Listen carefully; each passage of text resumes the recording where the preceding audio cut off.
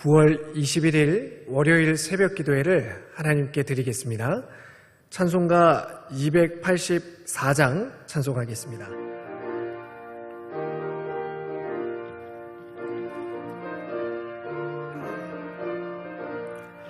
오랫동안 모든 죄 가운데 빠져 더럽기가 한량 없던 우리들 아무 공로 없이 구원함으로도 하나님의 자녀 지금 되었네.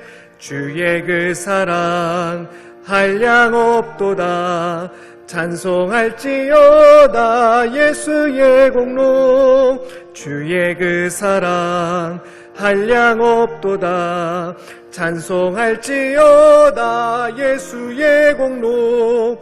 기의 보혈로서 정결하게 씻겨 죄악에서 떠난 몸이 되었고 세상 근심 구름 간 곳 없어지니 하나님의 빛이 영화롭도다. 주의 그 사랑 한량 없도다. 찬송할지어다 예수의 공로. 주의 그 사랑 한량 없도다. 찬송할지어다 예수의 공로. 죄의 깊은 잠과 뜬 세상의 꿈을 어서 깨어나라 나의 친구여. 은혜 받을 날과 구원 얻을 때가 지금 온 세상에 선포되었네. 주의 그 사랑 한량 없도다. 찬송할지어다 예수의 공로. 주의 그 사랑 한량 없도다. 찬송할지어다 예수의 공로. 아멘. 오늘 함께 보실 말씀은 레위기 19장 18절 말씀입니다. 제가 봉독하겠습니다. 원수를 갚지 말며 동포를 원망하지 말며 내 이웃 사랑하기를 내 자신과 같이 사랑하라. 나는 여호와이니라. 아멘. 레위기 19장을 오늘 함께 살펴볼 텐데요.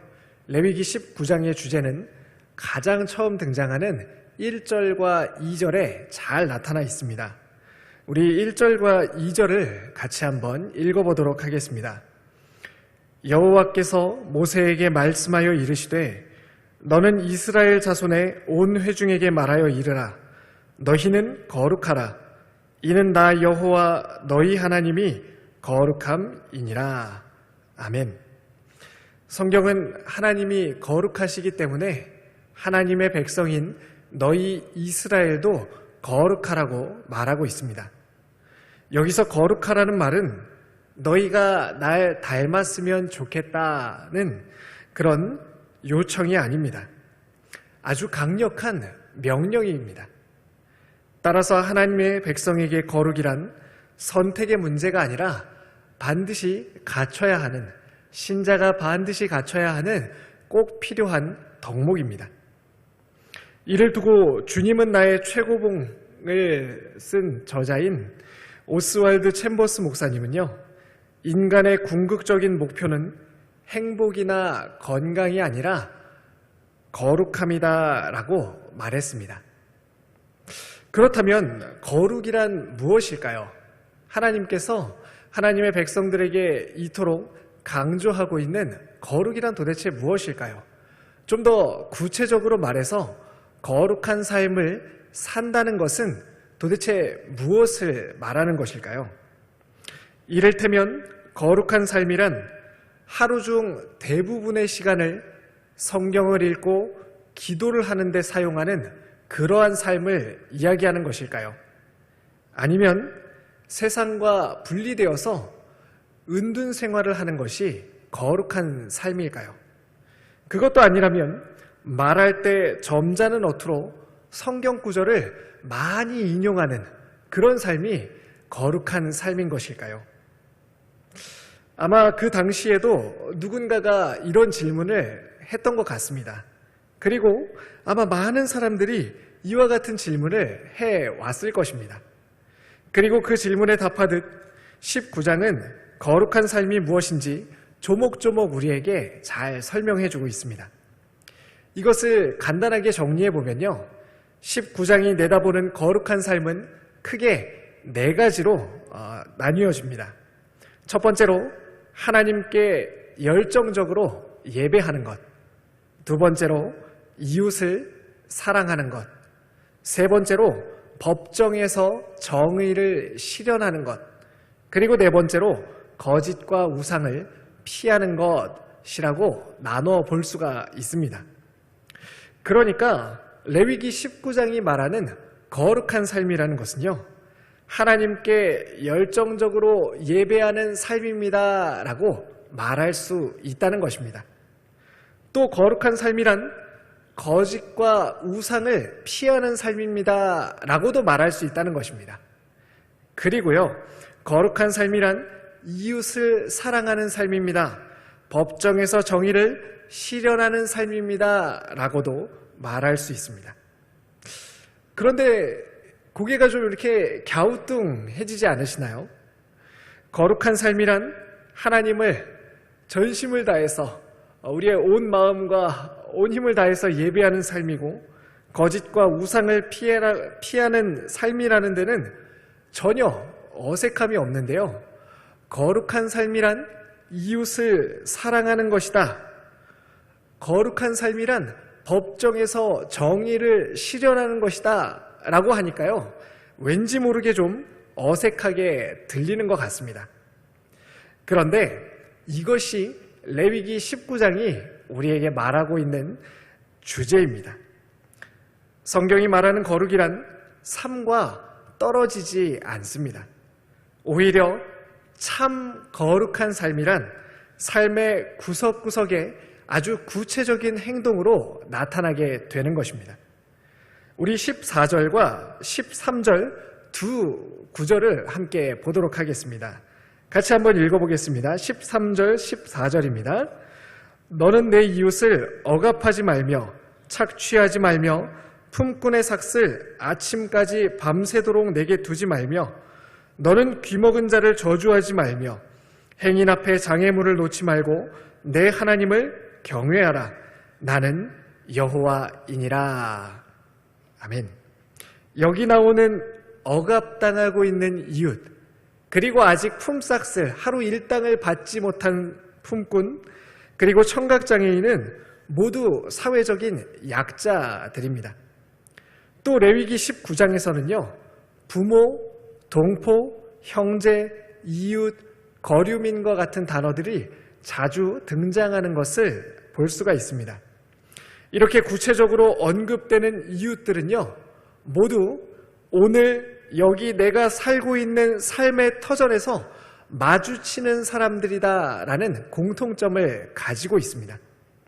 다시 말해 거룩하라는 레위기 19장의 명령은 곧 하나님께서 나에게 주신 삶의 터전에서 만나는 이웃들, 그리고 그 중에서도 특별히 연약한 사람들을 사랑하라는 말입니다. 사랑하는 성도님들, 하나님을 닮은 거룩한 삶이란 지금 내 옆에 있는 사람을 대하는 나의 태도입니다. 하나님이 이 세상을 사랑하셔서 독생자를 우리에게 보내주신 것처럼 그 이웃을 나도 하나님과 같이, 그리고 내 몸을 사랑하듯이, 나 자신을 사랑하듯이 사랑하는 것이 바로 거룩한 삶, 하나님을 닮는 거룩한 삶입니다. 그리고 하나님께서는 이것을 우리에게 명령하십니다.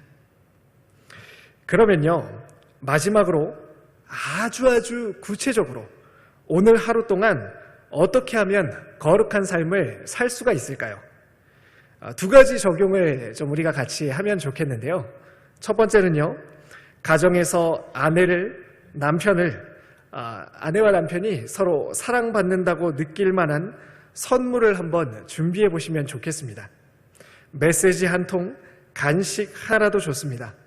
가장 가까운 나의 이웃인 아내, 남편, 그리고 자녀, 부모님들에게 마음을 담아서 사랑을 전해보시기를 바랍니다.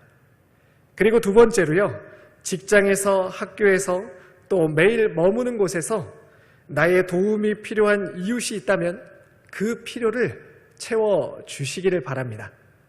내가 조금이라도 섬길 수 있는 여력이 있을 때, 그리고 섬길 수 있고 다른 사람을 살릴 수 있는 그 위치에 있을 때가 있다면요, 여러분 그것을 그냥 두지 마시고 흘려보내지 마시고 반드시 이웃을 살리는 데, 이웃의 생명과 자유를 증진하고 보존하시는 데 사용하시기를 바랍니다.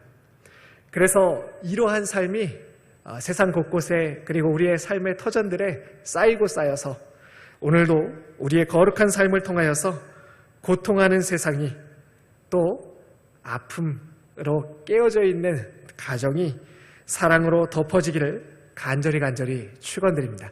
기도하겠습니다. 사랑의 주님, 우리를 사랑하셔서 독생자를 보내주신 것처럼 우리가 주님께 받은 그 놀라운 사랑을 우리의 삶을 통하여 세상 곳곳으로 흘려보내기를 소원합니다. 우리에게 주의 사랑을 충만케 하여 주시고 우리의 가장 가까운 이웃들에게 하나님의 사랑을 우리의 온몸으로, 온 삶으로 전하는 복된 하루가 되게 하여 주시옵소서. 우리와 함께 하여 주시옵소서. 예수님의 이름으로 기도합니다. 아멘. 하늘에 계신 우리 아버지여, 이름이 거룩히 여김을 받으시오며 나라가 임하시오며 뜻이 하늘에서 이루어진 것 같이 땅에서도 이루어지리다. 오늘 우리에게 일용할 양식을 주시옵고 우리가 우리에게 죄 지은 자를 사하여 준 것 같이 우리 죄를 사하여 주시옵고 우리를 시험에 들게 하지 마시옵고 다만 악에서 구하시옵소서. 나라와 권세와 영광이 아버지께 영원히 싸움나이다. 아멘.